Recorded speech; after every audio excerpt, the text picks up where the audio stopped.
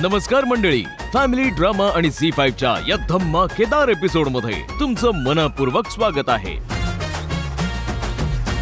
चला तर मग मध्यंतरीच्या काळात आपल्या दे धम्माल मालिकांमध्ये काय काय घडलंय आणि जे तुम्ही मिस केले त्यावर एक ओझरती नजर टाकूया।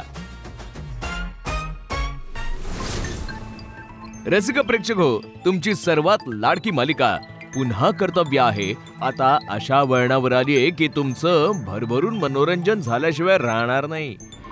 माधव आणि जयश्री कालच्या पार्टीचं आणि लकीचं कौतुक करतात। अजून काही झोप गेलेली नाहीये। ते पण काय होणार, काल मजा आली ना। कालची संध्याकाळ लकीमुळे अगदी छान गेली। हा खरंच। माधव वसूला लकीला उठवायला सांगतो। ए वसू इकडे। हा बाबा। काम कर, जा तर लकीला उठव।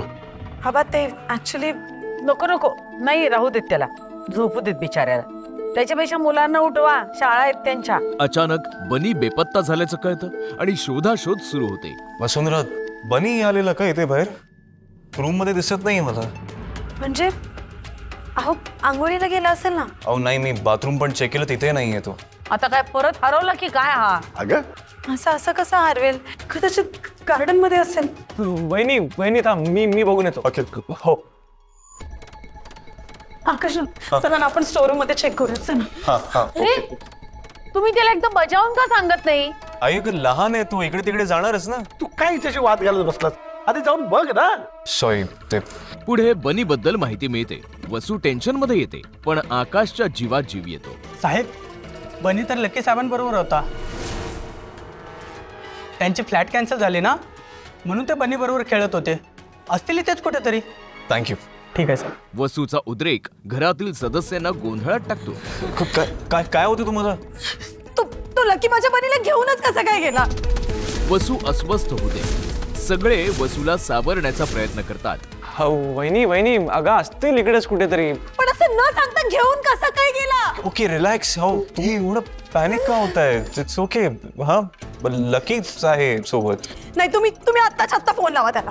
मला बोलायचं त्याच्याशी, तुम्ही फोन लावा। तुम्ही आत्ताच्या आत्ता फोन लावा। ओके मी लावतो। हा बनीला बघितल्याशिवाय आता मला चैन नाही पडणार। मी वसुंधरा एक सेकंड, हे बघा प्लीज शांतपणे माझं ऐकून घ्या। काय होतंय? एवढं का पॅनिक होताय? मला आता काही सांगायला वेळ नाहीये, प्लीज मला जाऊ द्या। पण शेवटी वसू बनीला शोधायला निघते। या वसुंधराला एकदा डॉक्टरला दाखवायला पाहिजे, डोक्यावर परिणाम झालाय तिच्या। वसूच्या वागण्यावर नेहमीच टीका करणारी जयश्री पुन्हा तिच्यावर ताशेरे ओढते। चहा टाक गावनी। मंडळी, लाखात एक आमचा दादा या मालिकेतील रंगतदार घटना पाहून तुम्ही थक्कवाल। सूर्याच्या चेहऱ्यावरील आनंद पाहून चारही बहिणी त्याची चांगलीच फिरकी घेतात। अगं बघ की, मला तर महिन्याचा हिशोब लागल्यावर पण मी एवढी खुश होत नाही, तेवढा खुश झालाय दादा। तुळजा वहिनीला भेटायला गेलेला, तिनं परत ह्याच्यात हवा भरली का काय? भाग्य, लहान आहेस ना तू, असं बोलतात का? अगं टीचर जाऊ दे की, आज दादाचं शुगर बॉक्स आहे, शुगर बॉक्स आजचा माप आहे। या सूर्यकांतराव या। शत्रू, ते नवरदेवाची अंगठी कुठे? हे काय तयारच आहे? अरे काय झालं, नवरदेवाची अंगठी गडबडीत माप न घेताच बनवून घेतली आम्ही। बघ बरं जरा बोटात घालून। माहोल बनवला जातो। पाताळ यंत्री जालिंदर जणू सूर्याचाच साखरपुडा असल्याचा आभास निर्माण करून त्याच्या मनाचं खच्चीकरण करण्यासाठी एका मागोमाग एक असे फासे टाकत राहतो। निसट्टे वाटतात। हा पण काय हरकत नाही, याला दोरा बांधला का नाही, होईल ऍडजस्ट। ह्याला काय सगळंच ऍडजस्ट करायला जमतं। लग्न झाल्यावर बायकोशी मी चांगला ऍडजस्ट करशील तू। त्याशिवाय संसार कसा सुखाचा होणार? आमचं नाही ना तसं, आम्ही लोकांशी नाही ऍडजस्ट करत, लोकांना आमच्याशी ऍडजस्ट करायला लावतो। नाही केलं की मग डॅडी पाहुणे आले, अरे तयारीला लागा। आणि अखेर ती वेळ येते। खुनशी शत्रुघ्नच्या बोलण्याने सूर्याच्या पायाखालची जमीन हादरते। ए सूर्या, अरे तुळजाचा होणारा नवरा आलाय, अंगठी काढ तिचं। अरे देतोस ना अंगठी, माप बघायला दिली तुला, तुझ्यासाठी नाही ती। अरे तयारीला लागा। अरे बघत काय बसलाय, काढ लवकर। अरे काढ की लवकर।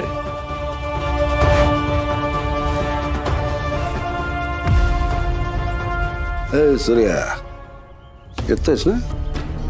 पाहुण्यांचं स्वागत करायचंय. ये. जालिंदरच्या रचलेल्या कारस्थानाने सूर्याच्या बहिणी हादरून जातात.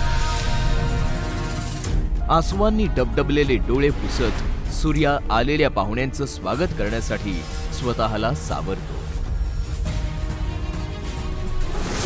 बरं मंडळी, सावळ्याची जणू सावली या तुमच्या आवडत्या मालिकेत सध्या जे काही घडतंय त्याची तुम्हाला इत्यंभूत माहिती असणं अत्यंत गरजेचं आहे. भैरवी आणि तारा निष्पाप सावली आणि अप्पूवर आपला राग काढतात. कुठे होतीस? तुम्हीच तर सांगितलं होतं लपायचंय म्हणून. Shut up. जास्त ओव्हर स्मार्ट बनू नकोस हा.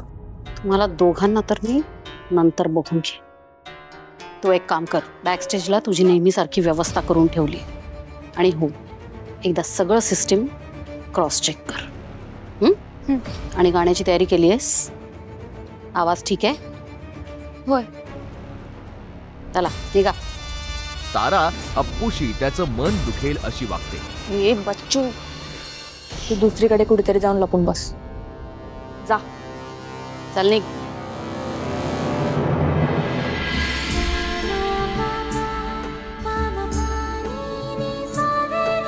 सावली गाण्याच्या तयारीला लागते. सारंगचं लक्ष सावलीच्या सावलीवर पडतं. कोण असेल आता? सारंग सावलीच्या रूम मध्ये जाणार तोच भैरवी त्याला थांबवते. सारंग! आणि त्याला पटेल असं कारण सांगून तिथून निघून जाण्यास भाग पाडते. इथं काय करतोयस तू? काही हवंय का तुला? नाही ऍक्च्युली मला ना हालचाल दिसली म्हणून मी बघायला आलो होतो. ऍक्च्युली हा तारासाठी क्रिएट केलेलं मेकअप रूम आहे. तिला स्टेज पासून जवळ पडेल ना, सोयीचं होईल म्हणून. अच्छा, ओके. सॉरी, मला माहिती नव्हतं. No problem. तू येतोयस? नाही सॉरी. रागाने लालबुंद झालेली भैरवी पुन्हा सावलीला घालून पाडून बोलते. त्याने पाहिलं तुला? नाही. तुला किती वेळा सांगितलंय की एका जागी दगडासारखं शांत बसून राहायचंस, जरा सुद्धा हालचाल करायची नाहीस. पण नक्की काहीतरी हालचाल केली असणार आहे म्हणून त्याचं लक्ष गेलं. नाही मी विठ्ठलाची शपथ, मी काय बी केलं नाही. शेवटी भैरवी आणि तारा सावलीला एक धमकीवजा इशारा देऊन तिथून निघून जातात. त्या पुढे जपून राहायचा, दगडासारखं.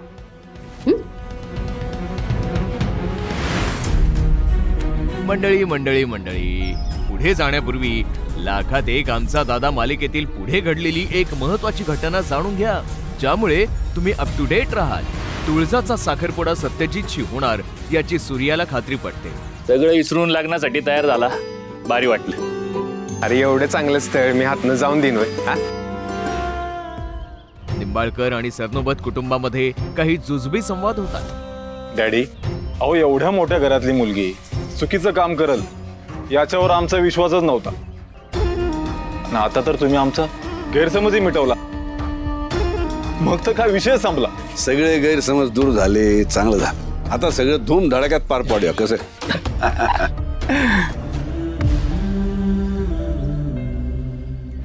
जालिंदर पाहुण्यांचं स्वागत करून त्यांना वाड्यात नेतो. या, बसा.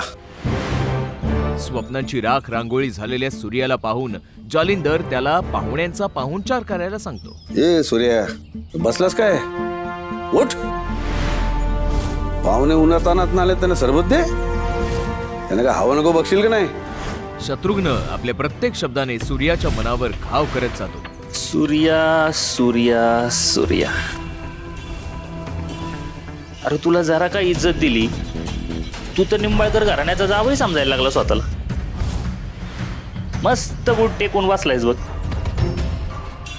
अय इकडे हे बघ, पाहुण्यांना काही कमी नाही पडलं पाहिजे.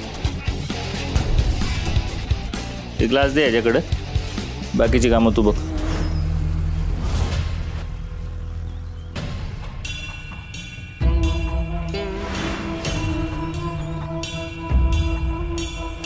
सत्यजितही सूर्याचा पान उतारा करण्याची संधी सोडत नाही. अय काम करताना आजूबाजूला मागं पुढे बघत जा. कुठं बी हातपाय लावत जाऊ नको. नाही कसं आहे, मागच्या वेळेसारखा मारायला टेकलास तर यावेळी माझी बायको वाचवायला येणार नाही. आणि समजा वाचवायला आलीच तर मी तिला वाचवू देणार नाही. रंभाजी देखील सूर्याला कमी लेखण्याची संधी गमावत नाही. अरे वैस वाकून दे की सरबत. या घरात नोकर बी रुबाबातच राहतात की. चांगलंय. शशिकांतही सूर्याला वाईट साईड बोलतो. ए काढतो गॉगल. तुझी लायकी काय, तू करतोयस काय, जरा भान ठेव. जालिंदर सकट सगळेच या सूर्यावर उद्भवलेल्या परिस्थितीचा असुरी आनंद घेऊ लागतात. बोललो होतो ना तुला घरातलं नोकर आहे म्हणून. आता कळले जे लायकी. सूर्या आणि त्याच्या बहिणी मात्र घडणाऱ्या परिस्थितीसमोर अक्षरशः हतबल होतात. आणि जाता जाता मंडळी, 7व्या मुलीची 7वी मुलगी या मालिकेतील रोमांचक वळण तुम्हाला घाम फोडल्याशिवाय राहणार नाहीत. नेत्राच्या रूमचं दार ठोठावलं जातं. नेत्रा दरवाजा उघडताच रुपाली अद्वैतला आवाज देत रूम मध्ये प्रवेश करते. आधी आधी कुटुंबाची काळजी असल्याचा आव आणत रुपाली नेत्राला आपल्या बाजूने वळवण्याचा प्रयत्न करते. काय काय हवंय? नेत्र हे सगळं थांबवायला हवंय ग. आपलं घर, आपली माणसं, खूप त्रास होतोय त्यांना. हे कुठेतरी थांबायला हवंय. तुलाही वाटतच असेल ना की आपल्या माणसांना त्रास व्हायला नको. मग थांबव ना ग हे प्लीज. तू करू शकतेस. थांबव हे सगळं प्लीज. संपवून टाक. ठीक आहे तुझा. मात्र नेत्रा कपटी रुपालीच्या बोलण्याचा स्वतःवर परिणाम होऊ देत नाही. रुपाली नेत्राची औषधं पाहते, पण नेत्रा तत्काळ रुपालीच्या हातातून ती औषधं हिसकावून घेते. औषध? औषधं कसली आहेत? काय होतंय तुला नेत्र?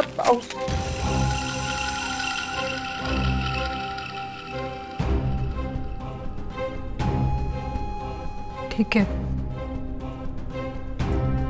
मी जाते, पण काळजी घे स्वतःची.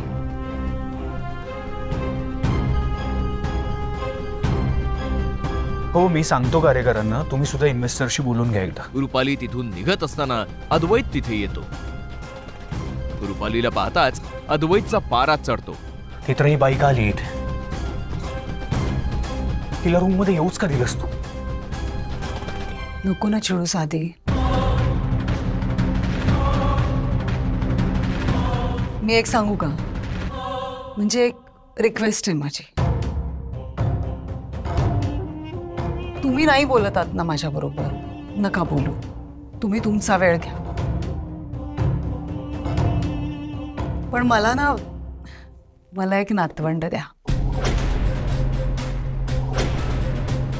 त्याच्याबरोबर बोलेल मी, त्याच्याबरोबर खेळेन, त्याच्याबरोबर आयुष्य घालवेन. प्लीज. रुपाली चांगुलपणाचा आव आणत तिथून निघते खरी, पण तिचं विषारी मन खूप काही बोलून जातं. तुम्ही कितीही लपवाछपवी करा, विरोचकापासून काहीही लपून राहू शकत नाही. माणसाच्या आर पार दिसतं विरोचकाला. प्रेक्षकांनो, ही फक्त एक झलक झाली. या मालिकांचे संपूर्ण एपिसोड्स पाहण्यासाठी आताच झी5 ॲप डाउनलोड करा आणि पहा सर्व मालिका कधीही कुठेही, तेही एकदम फ्री. फक्त झी5 वर. कारण झी5 टीव्ही आहे आपला टीव्ही.